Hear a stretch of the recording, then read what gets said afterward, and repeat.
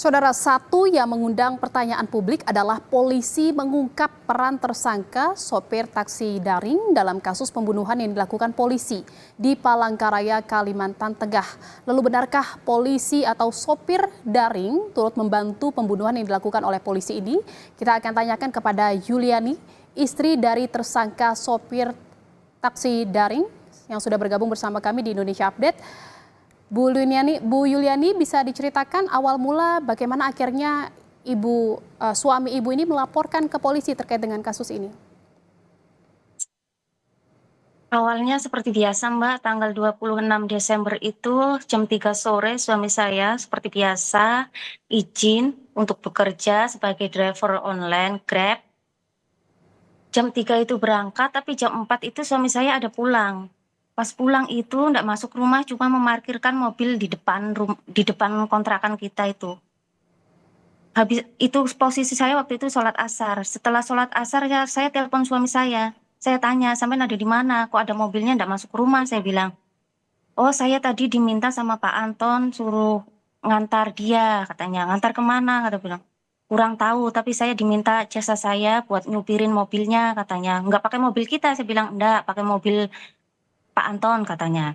Setelah itu Mbak, berjalannya waktu sampai jam tengah 4 sore, saya tungguin kok suami saya belum pulang.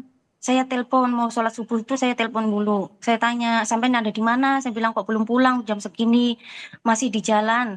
Palingan nanti agak siangan saya pulang. Siangan saya tunggu, belum juga pulang. Akhirnya suami saya tuh pulang tanggal 27 Oktober waktu mau masuk maghrib itu Mbak, pulang suami saya keadaannya kacau, kelihatan lelah, lesu, pokoknya kacau Mbak.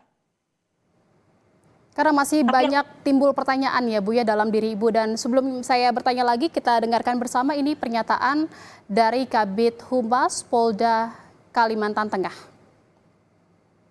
Saudara A dan saudara H ini sudah kenal lebih dari 1 bulan. Saudara H diajak oleh saudara A pada waktu itu untuk mencari mobil bodong ataupun mobil yang tanpa dilengkapi dengan surat-surat yang lengkap.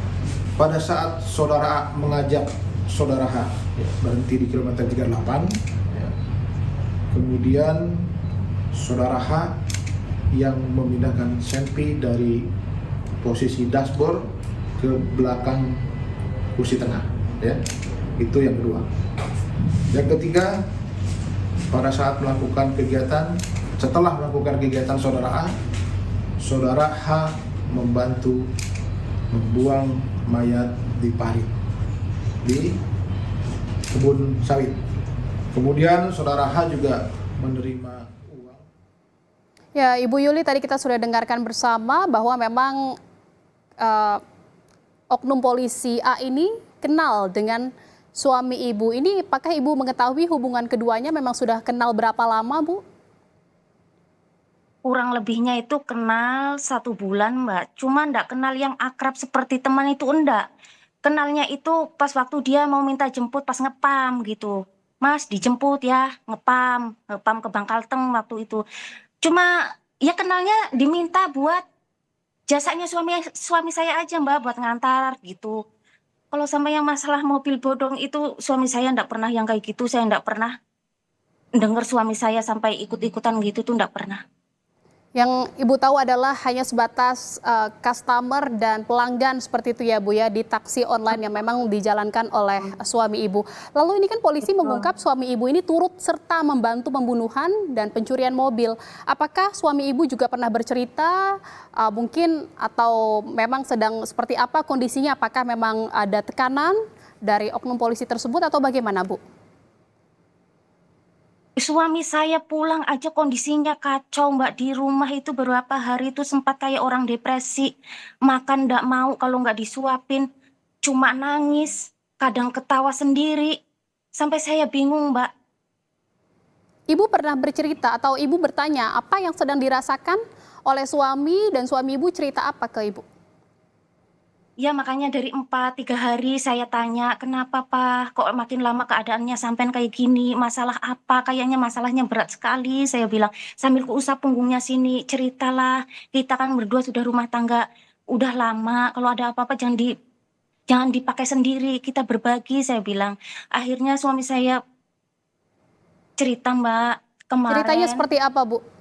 ya kemarin waktu tanggal 27 itu, pas saya bilang mau pulang siang-siang, ternyata Pak Anton itu masih lanjut perjalanan ke Kasongan katanya gitu. Tapi di sampainya pos 38 itu lewat, antara 39 itu, ternyata Pak Anton menghampirin orang yang lagi istirahat itu, Mbak, diketok pintunya, katanya tanya-tanya masalah pungli itu apalah segala, ya kan?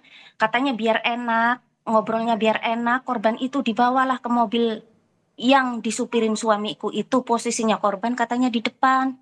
Berapa dengan jalan berapa meter, terus suruh balik lagi itu, Mbak, terus balik lagi itu kepalanya langsung ditembak katanya. Habis ditembak satu lagi, suamiku suruh jalan lagi, itu yang tembakan yang 2 kali. Terus posisi suami saya itu shock, panik, takut. Itu cerita suami saya loh, Mbak, sama saya. Tapi keadaan suami saya memang di rumah juga kacau memang. Suami saya takut, panik, merasa terancam. Ada Mau ancaman, tidak Bu, mau, memang? iya. Ancamannya Orang seperti apa dan suami dari saya siapa, melihat Bu, spion ancaman yang datang ke suami Ibu? dari saudara Pak Anton. Orang suami saya nyupir lihat spion aja langsung dipukul. Jangan lihat-lihat, jangan nengok-nengok. Fokus saja ke depan kamu, Om, katanya gitu, kata suami saya kan. Di otak suami saya itu, Mbak, saya cepat pulang ketemu anak istri, gitu aja suamiku, Mbak. Seandainya suamiku melakukan itu kan tertekan, keterpaksaan, Mbak. Ancaman Takut. yang dapat atau didapat oleh suami Ibu ini apakah memang saat kejadian saja atau setelahnya juga masih mendapat ancaman? Setelahnya pun masih dapat teror di telepon, Mbak. Seperti apa, Bu? Katanya Pak Anton, sampean ditelepon susah katanya. Jangan bikin pikiran saya tambah kacau katanya gitu. Suami saya digituin aja itu sudah merasa frustasi, merasa Mbak, udah memang benar-benar nggak baik-baik saja waktu itu keadaan suamiku. Betul itu, Mbak. Selain bercerita memang melihat kejadian insiden penembakan itu, apakah memang ada cerita lain yang sampai tadi disampaikan oleh Kabid Humas Polda Kalteng ini bahwa memang suami Ibu juga turut serta untuk membuang jenazah korban ini bagaimana, Bu? Apakah juga diceritakan? Ya kan waktu itu kan suami saya suruh fokus nyupir. Ya itu waktu itu suruh mencari lokasi itu, suruh buang mayatnya itu. Tapi suami saya bilang waktu itu dia enggak mau kan, karena suami saya kakinya udah gemetaran, enggak bisa turun apa, akhirnya Pak Anton sendiri yang keluar itu sambil marah katanya, sambil narik jenazahnya itu, Mbak. Jadi memang sebenarnya sudah melihat kejadian itu, tetapi untuk yang membuang jenazahnya suami Ibu tidak ikut terlibat?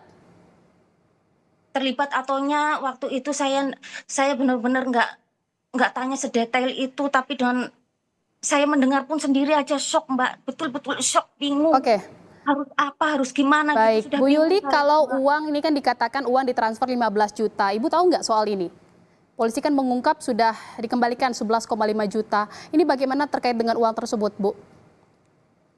Masalah uang itu saya pernah mendengar suami saya sempat habis itu katanya suami saya ditransfer uang, iya benar 15 juta, tapi sama suami saya langsung dibalikin di M-Banking-nya, Mbak, langsung dibalikin. Dikembalikan Nggak ada menyimpan full uang tuh atau nggak ada. bagaimana, Bu? Gimana, Mbak Jihan? Dikembalikan 15 jutanya full atau memang seperti dikatakan 11,5 juta saja yang sudah dikembalikan? Dikembalikan semuanya, Mbak, dikembalikan semuanya. Saya cuma tanya, uangnya sudah kamu kembalikan, sudah semuanya, katanya gitu. Itu uang apa, Bu, ditransfernya? Dikatakan. Makanya itu suami saya bilang, ini bukan hasil kerja saya, kata suami saya, ini bukan hak saya, bukan buat anak makan istri saya. Langsung dikembalikan, ditransfer lagi Oke, uangnya itu, Mbak. baik. Baik, terima kasih atas informasinya Ibu Yuliani. Semoga kasus yang memang sedang dialami oleh suami dan suami Ibu bisa segera ditemukan solusinya dan nanti kita lihat bagaimana perkembangan kasusnya. Terima kasih atas perbincangannya Ibu Yuliani, istri dari tersangka dari kasus pembunuhan yang melibatkan oknum polisi di Palangkaraya. Terima kasih.